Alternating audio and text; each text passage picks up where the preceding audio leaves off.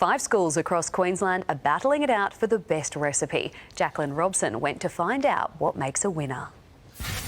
Good afternoon. It's a fiercely fought award among tuck shops around Queensland vying for Recipe of the Year. Here to tell me about it is Deanne Wooden from Queensland Association of School Tuck Shops. And Deanne, what are judges looking for?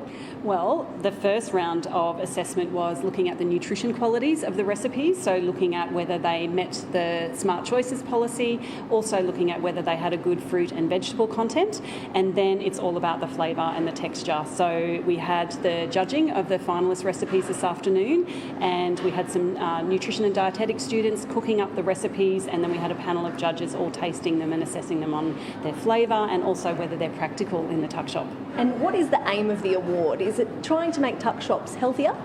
Absolutely. We want tuck shops to be serving healthy foods, and a really great way to make a food healthy is to cook it on site. And tuck shop conveners are really interested in recipes that really engages them, and so having the Recipe of the Year award allows them to flex their creative muscles and be really innovative, and also showcase the recipes that are really popular with the students in their schools. And just finally, what does the winner get?